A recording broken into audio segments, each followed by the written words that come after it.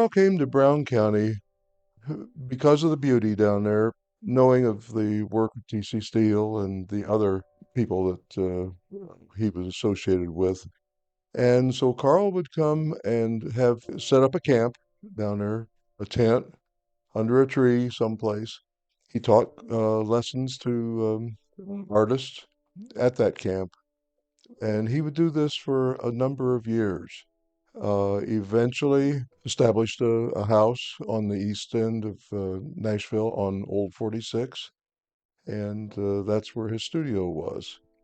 And of course, he married Genevieve, taught her art. The rest, as they say, is history. Carl was basically a landscape artist. He was known for his treatment of greens and in that palette, but he also did beautiful snow scenes. Here we have an example of a snow scene.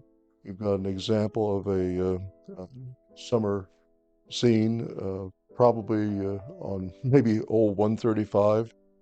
Carl also, in addition to the landscapes, he also did florals, and this is an example of peonies, which he did. Now, what we don't know is where did these peonies come from? There are some stories that float around that maybe he picked them from someone's garden on the way home one day from Nashville and brought them home so he could paint them. He also did other things as well, and he's done several with horses and livestock in the paintings. Very, very talented, very prolific. I went into his cabin many, many times and would see just stacks and stacks of paintings leaning up against the wall, all waiting for sale, so forth. And he would show them great pride in what his new work was and all that sort of thing. The question arises, how did Carl fit into this thing? Well, Carl was the first president of the Brown County Art Gallery, and the art gallery was made up of the artists who ultimately broke away from the gallery and became the Art Guild. The reason they broke away was because they felt that the quality of some of the new artists that were being admitted to the gallery was not up to their standards. And so they created the Guild, which was an organization that would jury in those who were show and to be a part of the Guild. He left his footprint in that way, even though he was not there at the time of that creation. Genevieve Goth Graf came to Brown County because her sister Marie was in Brown County, and so she came down to be with her sister. But she also had met Carl, and they got married, and they lived in Brown County. Now, Genevieve was also a school teacher. She taught art in the Indianapolis Public Schools, and so she would be in Indianapolis during the week, but then she would go down to Brown County on the weekends and for holidays and for the summer time. She was taught by Carl, so far as her art education came from Carl to a large extent. Very, very talented, and we have a couple of examples of her work. She did primarily still lifes. In other words, flowers, vases, various other appurtenances, but they all still life. No, I'm not aware of any landscapes or anything else that she did. It's interesting, though, in her still lifes, she did something that is not too often noticed or not too often found. This is an example of a painting that has a painting in it.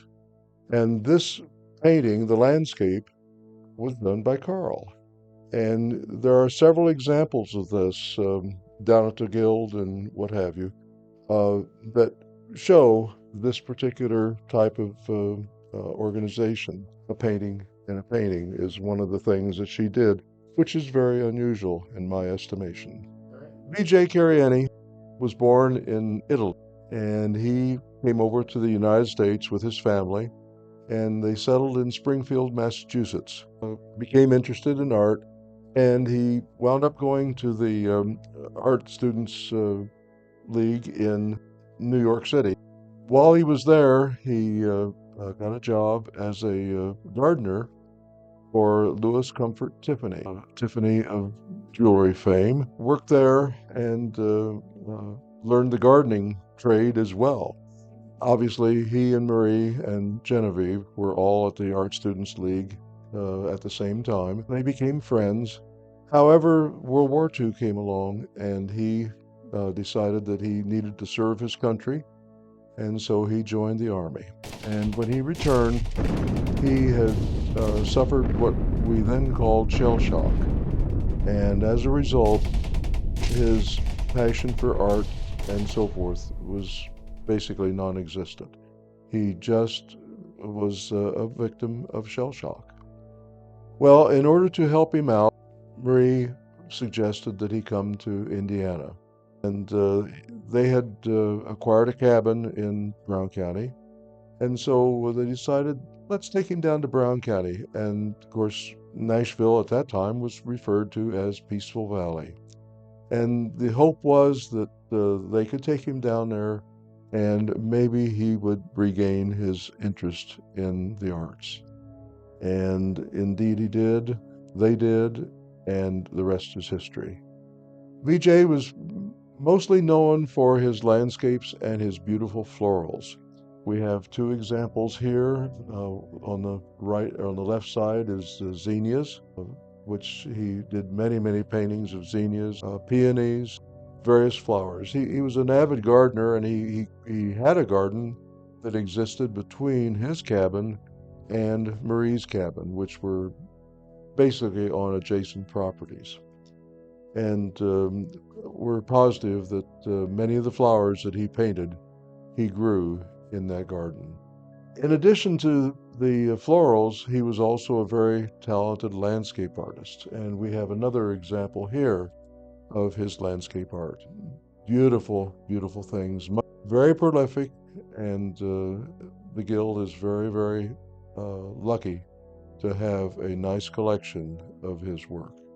I think it was the fact that a beautiful area.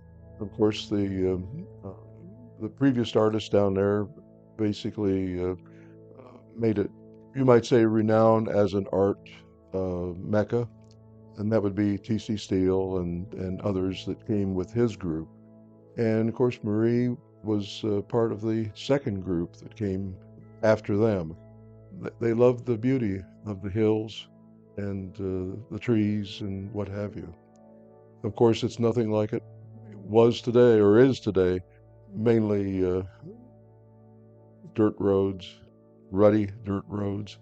Cars would get stuck, or you would maybe go by train down to Helmsburg and then by horse and wagon from there up to Nashville. It was totally different, but it was beautiful.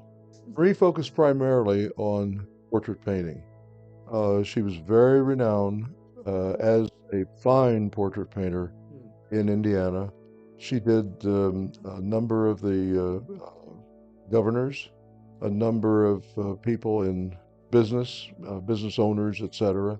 She also did three of the maestros from the Indianapolis Symphony Orchestra, and just many significant people. She also, when she didn't have work like that, why she would do the neighbors, because she wanted to keep her hand in the fine art. An example of her artwork, so far as the portraiture, this is a portrait that she painted of B.J. Cariani. She did him probably about every 7 years, or roughly.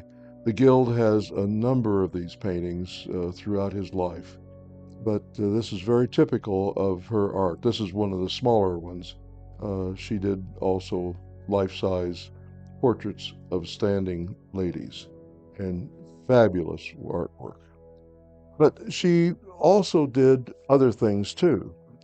She did some pieces that were landscape. This particular one is down in the Cincinnati area. Very small one, but she also did larger ones. And then on the wall behind us here, are a couple of her examples of florals. Just she was right up there with the best so far as the quality of her floral art. Very, very talented lady, very, very kind, very soft spoken, although she was very much in charge. We feel that the juried process sets the Brown County Art Guild apart from other organizations where any artist can just come in and display their work, and it really doesn't meet any particular standards. The art that is seen at the Brown County Art Guild is hopefully will continue to be a legacy to those that went before them.